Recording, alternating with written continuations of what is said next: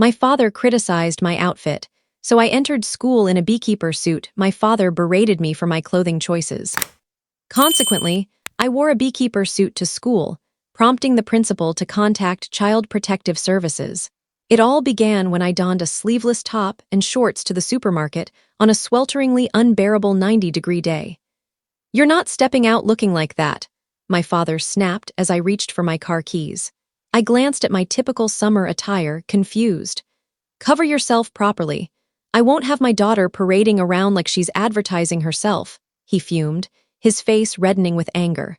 Reluctantly, I trudged upstairs and swapped my outfit for long pants and a heavy hoodie, despite the oppressive heat. He nodded approvingly, lecturing me on respect, dignity, and safeguarding my reputation. That night, using his credit card, I ordered clothes online, determined to follow his obsession with modesty to the extreme. "Thank you for teaching me about propriety," I said the next morning, clad in a floor-length denim dress that concealed everything but my face and hands. He seemed satisfied until we attended his office barbecue, where colleagues kept asking if I was unwell or why I was dressed for a snowstorm. "She's experimenting with conservative fashion," he mumbled awkwardly as his coworkers exchanged uneasy glances. I stood there, drenched in sweat beneath layers of fabric. On Monday, I escalated things by wearing a beekeeper suit to school, a direct response to his insistence that I shield myself from prying eyes. Within an hour, the principal summoned him, concerned about potential issues at home and whether I was being coerced into wearing extreme attire. "It's just a teenage phase," my father assured them. But I made sure to announce loudly in the front office that my father had declared my body shameful and needed to be hidden from men's gazes. The counselor scribbled notes furiously, and my father's face turned a deep shade of purple.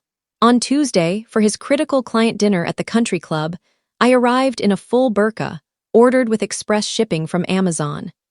"This is our daughter," he said weakly as his Japanese investors stared in astonishment, questioning our family's religious practices and whether this was typical in American homes. I sat silently, eating through the face covering. Later, his top client pulled him aside, expressing doubts about partnering with someone who held such rigid views on women. I overheard my father scrambling to explain it as typical teenage defiance. By Wednesday, for his company picnic, I wore a hazmat suit, aligning with his repeated mentions of biological protection. His boss's wife cornered him by the potato salad, voicing deep concern about our home environment. "If you need help managing behavior or addressing extreme beliefs, we have employee support programs," she offered, as I stood nearby in my yellow containment gear, explaining to curious onlookers that my father deemed my skin too hazardous to expose. Thursday's parent-teacher conference saw me in a Victorian morning gown with a black veil obscuring my face entirely. My teacher confronted my father, asking if he was abusing me or pushing me toward a cult, as I sat there resembling a ghostly figure from the 1850s.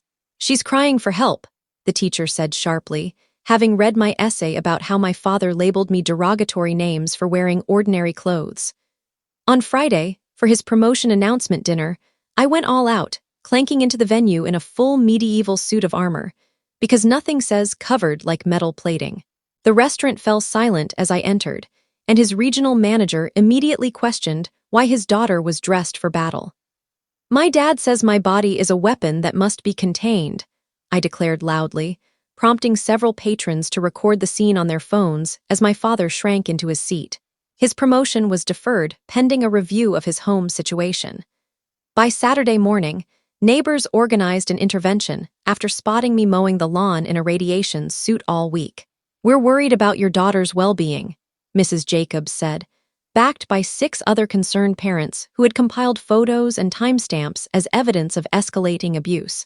My father insisted I was doing this to spite him, but I maintained my innocence, claiming I was merely following his modesty rules to hide my shameful body.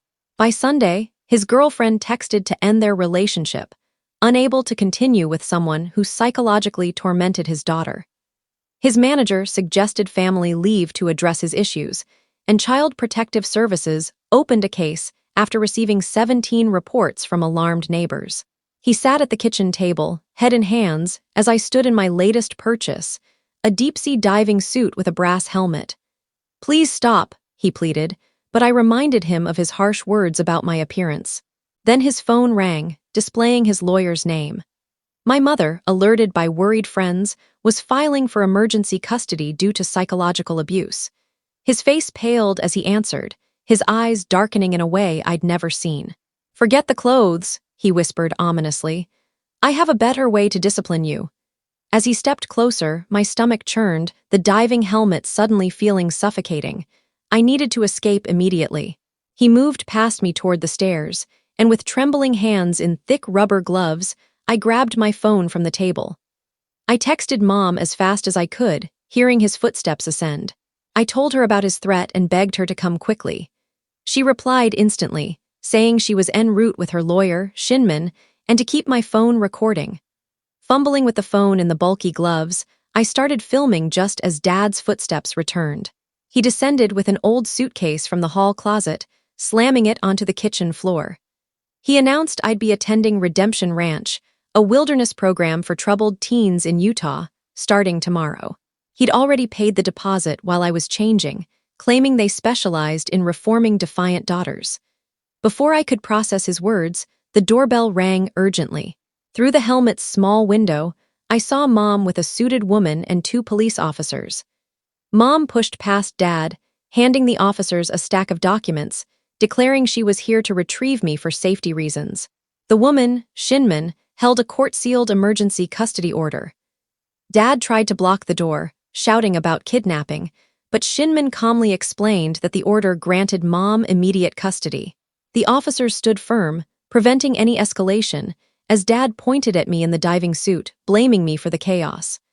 Mom urged me to pack, and I waddled upstairs in the heavy suit, grabbing my backpack, laptop, charger, and costume receipts. Dad trailed us, ranting about conspiracies and my manipulation, though all I'd done was follow his clothing rules. Mom helped remove the diving helmet, but Dad snatched it and hurled it against the wall. An officer stepped inside, ordering him to calm down or face arrest. I changed into normal clothes in the bathroom, with Mom guarding the door, while Dad argued with Shinmin downstairs about his rights. Emerging in regular clothes for the first time in days, Mom hugged me tightly, whispering that everything would be okay. We walked downstairs, where Dad paced as the officers watched. He tried to stop us from leaving, but Shinmin warned that violating the order would lead to immediate arrest.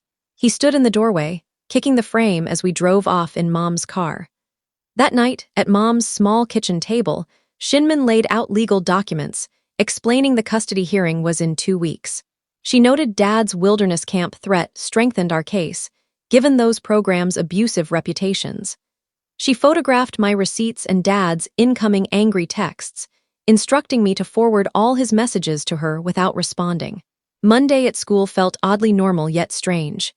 The counselor, Marissa Kane, pulled me into her office, closing the door to ask how I was coping after the weekend. She'd been documenting everything since the Beekeeper suit, her desk holding a thick folder with my name. She asked about safety concerns and adjustments I might need. As I explained the custody order, shouting erupted from the main office. Through the window, I saw Dad arguing with the receptionist, demanding to see me. The principal intervened, ordering him to leave or face police action. Dad slammed the counter, and security escorted him out as he pointed at me through the glass, mouthing inaudible words. Marissa called Mom and Shinmin to report the incident. That afternoon, CPS worker Hosea Tanaka arrived at Mom's for our first official interview. Kind but serious, he asked about the tank top incident through the diving suit confrontation, photographing receipts and noting Dad's exact words. He was particularly interested in the wilderness camp threat, and I showed him the Redemption Ranch website Dad had bookmarked. Hosea screenshotted details about its harsh methods. Dad's texts flooded my phone, starting with apologies but turning accusatory, blaming me for ruining his life. Mom forwarded them to Shinmin, who called, noting the harassment violated the custody order and to keep recording everything. That day, a coworker friend informed us Dad was placed on administrative leave after the CPS reports, and a viral video of the armor incident sparked thousands of views and comments on toxic parenting. His regional manager, worried about the company's image, wanted him out until resolved. Dad left the office carrying a box of belongings, looking defeated. On Wednesday, I met Alba Ampos, a court evaluator, in her toy-filled office. She asked about life before the tank top, and I described Dad's rules for my outfits, makeup, and social media, which he monitored nightly. He'd thrown out clothes he disliked and forced me to quit drama club over revealing costumes. That evening, Dad's ex-girlfriend called Mom, offering to testify about his controlling behavior, like dictating her work attire and reacting jealously to male coworkers. Mom gave her Shinman's contact.